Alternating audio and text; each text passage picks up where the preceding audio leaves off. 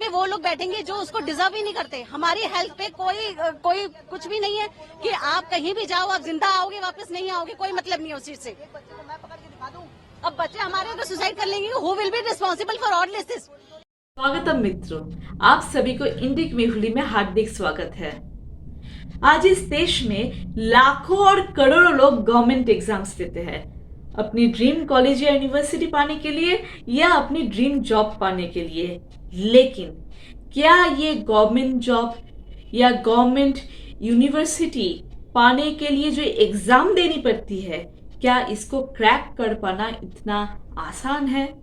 और अगर क्रैक कर लिया तो अपनी जॉब या अपनी कॉलेज तक जाना इतना आसान है? हम इस वीडियो में इसको लेकर चर्चा करेंगे, इसको लेकर एनालाइज करेंगे। अब ये कहावत अक्सर अपनी फैमिली मेंबर से, रिश्तेदारों से या अपनी टीचर से सुनी होगी कि अगर गवर्नमेंट जॉब मिल गया तो लाइफ एकदम सेटल है, एकदम एस्टैब्लिश्ड है। क्या ये सच है? 2024 में बहुत सारे ये गवर्नमेंट एग्जाम को लेकर केसेस आए हैं जो इस पर प्रश्न उठाती है। आज हम उसको लेकर चर्चा करेंगे और सजेशंस देंगे। और मैं खुद एक सीयूईटी एस्पिरेंट हूँ और मैं सफर की हूँ, उसको भी लेकर बात करेंगे। चलिए वीडियो शुरू करते हैं। नीट का फुल फॉर्म है national eligibility cum entrance test. इसको इंट्रोड्यूस किया गया था 2013 में success in the all India pre medical test. ये नीट यूजी एक सोल एग्जामिनेशन है for admission to medical courses in India. ये नीट यूजी पहले सीबीएसई कंडक्ट करती थी और अब एनटीए अर्थात नेशनल टेस्टिंग एजेंसी कंडक्ट करती है।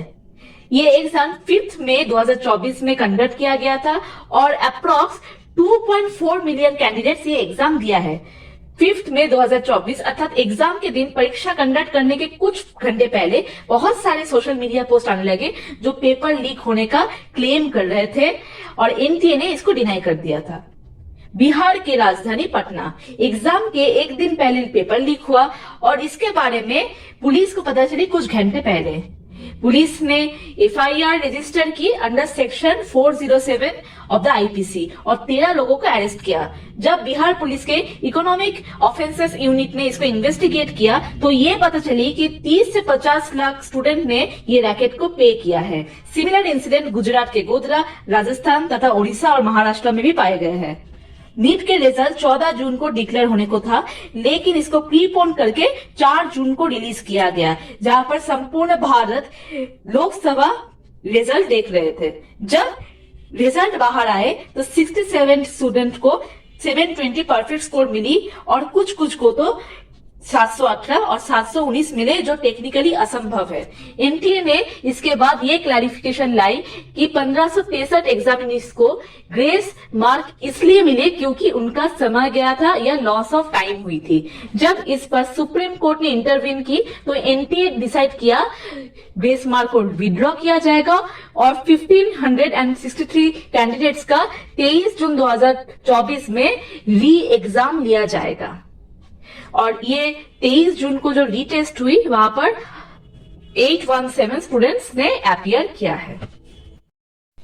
संपूर्ण भारत में नीट के ग्रीवांसेस को लेकर प्रोटेस्ट होने लगी। बहुत सारे यूट्यूबर एकदम डिटेल्ड वीडियो लाने लगे। जंतर मंतर के सामने कांग्रेस की यूथ विंग प्रोटेस्ट करने लगी। हाँ, वो कांग्रेस जो 2004 से 2014 तक अनगिनत स्कैम्स किए हैं और आज कूद आए हैं ये नीट स्कैम में। यूपीएससी हर साल लाखों ये एग्जाम देते हैं एक दिन आईएएस या आईपीएस बनने के लिए। अगर दिल्ली के आप बहुत सारे कॉलोनी जैसे मुखर्जी नगर में आप जाओगे तो आपको ये पता चलेगा कि वहां के बहुत सारे शॉपकीपर्स हैं जो एक समय में यूपीएससी एक्सपीरियंट हुआ करते थे। UPSC is one of the toughest exam in the world और इसके 3 स्टेजेस है, प्रीलिम्स, मेंस और इंटरव्यू। अगर आप प्रीलिम्स क्रैक कर गए तो आप मेंस तक जा पाओगे, अगर मेंस क्रैक कर गए तो आप इंटरव्यू तक जा पाओगे, अगर इंटरव्यू के अटपटे सवाल क्रैक कर गए तो आप आपकी जॉब पा सकते हैं। लेकिन इसके इतने लो सक्सेस रेट होने के बाद भी क्यों गवर्नमेंट इसको प्रमोट करती है? इसको क्रैक करना एक जनरल कास्ट के लिए एक अटेम्प्ट में उतना ही सुनहरा है जितना सीपीएम को वेस्ट बंगाल में 2026 के इलेक्शन में सरकार बनाने का है। गवर्नमेंट इसको प्रमोट इसलिए करती है to make you fall in the loop of UPSC. This loop is known as NEET और नॉट इन एजुकेशन, एम्प्लॉयमेंट और ट्रेनिंग पॉपुलेशन। यूपीएससी अगर ना होता तो लोग गवर्नमेंट से नौकरी मांगते और गवर्नमेंट नौकरी जनरेट करने पड़ती, इसलिए गवर्नमेंट ये एग्जाम कंडक्ट करती है to make you fall in the loop of UPSC. According to International Labour Organization, India में 30% ग्रेजुएट्स नीट कैटेगरी में आते हैं और इसमें मैक्स यूपीएससी एस्पिरेंट ही है। अनएम्प्लॉयमेंट इंडिया में 42% है। अगर यूपीएससी एस्पिरेंट की 30% इसमें जोड़ा जाए तो 72% अनएम्प्लॉयमेंट से सफर कर रहे हैं। 72% ग्रेजुएट सफर कर रहे हैं। अनएम्प्लॉयमेंट को प्रोटेक्ट करने के लिए, अनएम्प्लॉयमेंट परसेंटेज को प्रोटेक्ट करने के लिए गवर्नमेंट यूपीएससी कंडक्ट करती है। आपको पूजा खेटकर और अभिषेक सिंह के बारे में आपको पता ही होगा। ये लोग डिसेबिलिटी और ओबीसी सर्टिफिकेट देकर यूपीएससी क्रैक किया है, पैसे देकर क्रैक किया है। क्या आप चाहोगे कि ऐसे एग्जाम के लूप में फंसने के लिए? अगर चाहोगे तो अवश्य करिए, लेकिन उसके साथ एक प्लान बी रखिए। एसएससी वेस्ट बंगाल के एक स्कूल सर्विस कमीशन है, अर्थात आप वेस्ट बंगाल के जितने भी गवर्नमेंट स्कूल्स है, आप ये एग्जाम देकर आप उसमें जा सकते हैं।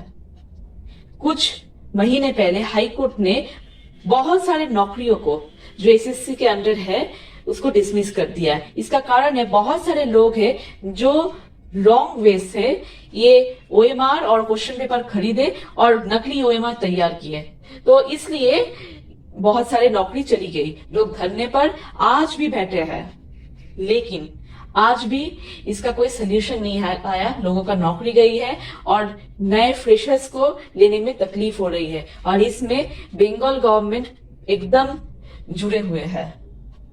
उनके पार्टी के कैडर्स ये क्वेश्चन पेपर बेचा है।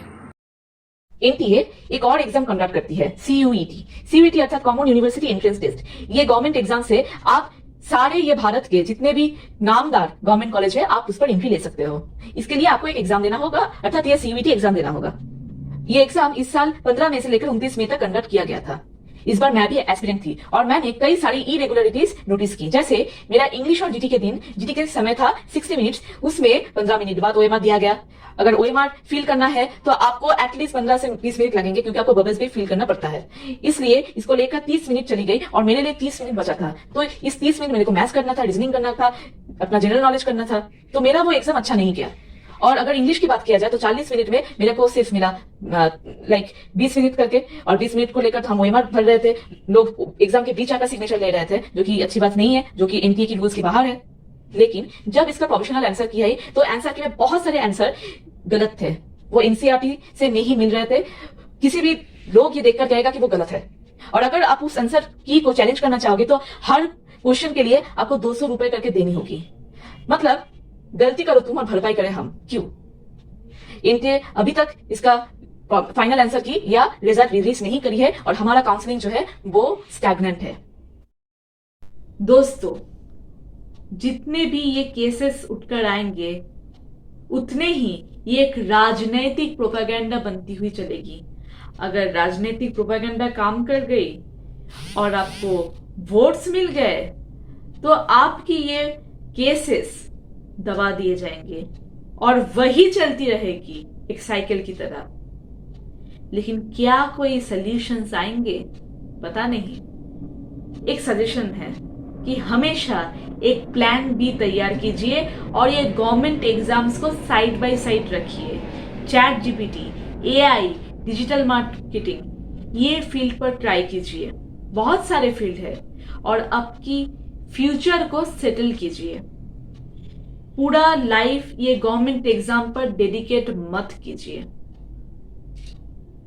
चलिए वीडियो को यहाँ अंत करते हैं और शायद ये वीडियो आपके काम पर रही है।